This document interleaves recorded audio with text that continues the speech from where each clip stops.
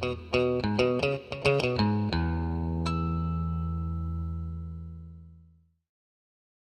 and welcome to this video. On this video I'm going to be replacing the front struts on a 2002 Lexus GS 300.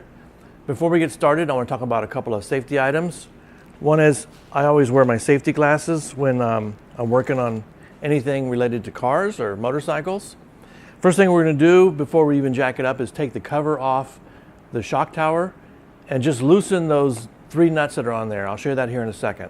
Okay, at this point I've used a 14mm long socket to loosen the 3 nuts on each of the shock towers, both left and right. Now what I'm going to do is I'm going to loosen the wheel nuts, just barely loosen them, and then I'm going to jack up the car from the center front jack position and then put jack stands under it, and I'll show you all those things here in just a minute. At this point I'm ready to start the job. I have a jack stand under the pinch welds on each of the jacking points at the front of the car. They're just in front of the driver's door, our passenger door, behind the front wheels. And I used the pucks that have dividers in them so I won't damage the pinch welds. Then I also have the floor jack underneath the central jacking point, and I have it so that it has some tension on it.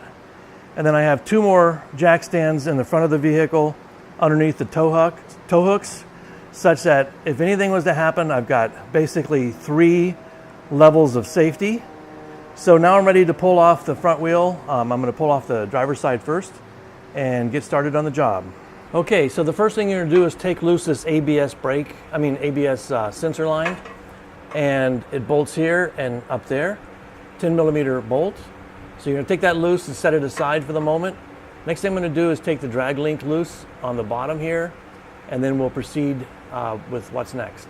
Okay, the next thing you're going to do is I put jacks under each of the brake rotors on both sides, and I didn't raise them up. I just wanted to keep them, I gave them a little tiny bit of tension so that the rotors would have a little upward pressure. And then I took the sway bar links loose on both sides and knocked them out with a drift punch very gently, and they popped right out. I got them sort of into an equilibrium where they could just come right out. So as you can see, it's hanging loose. Both sides are hanging loose. So now what I've done also is I've taken loose the bottom shock nut. I had to use an impact driver to get it loose. It's over 100 foot-pounds of torque. And so now I'm ready to see if I can pull the strut out without having to pull this piece here loose.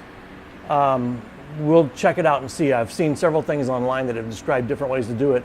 Some people say you can just pull the whole strut out right now at this point. So we're going to give that a whirl and we'll see what's going on. I've removed the front left strut. All I had to do was turn this steering wheel to the left so that the strut would clear this piece here.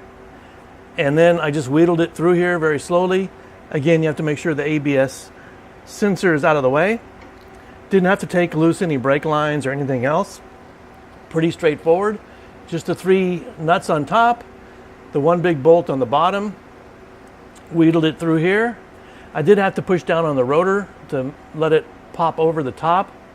And so now we're going to put on some spring compressors. I'm going to show you the strut, the old one. This is where it gets a little dicey. You have to be very careful because there's a lot of potential energy in these springs. So we're going to put some spring compressors on carefully, and we're going to take the top nut off, and I'll show you that here in a second. All right, so here's the old strut, and what I'm going to do is put some spring compressors on here and pull this spring. I'm going to put at least 2, maybe 3. Pull this spring tight enough to where I can get the nut off the top here. And then we will use this top assembly for the new shock, and we're going to put some shorter springs on. And those are also going to have spring compressors put on them. So once I have this top loose, I'll very carefully take the spring compressors off. Again, remember there's a lot of stored energy, so you have to pull them apart very slowly. If you don't have spring compressors, this job becomes very dangerous. So we'll get all that exchanged and we'll get the new shock all set up, and we'll come back and show you that. Okay, at this point I've assembled the new strut. Don't forget the bump stop, it goes inside.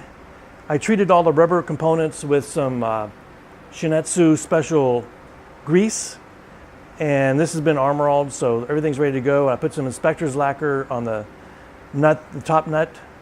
So, and I think I have everything lined up, and there's a rubber piece that goes here on this coil spring on the bottom. So basically I'm ready to pull off the coil spring compressors and reinstall this and I'll come back and explain that. Okay, I've gone ahead and tightened these nuts for the top of the strut.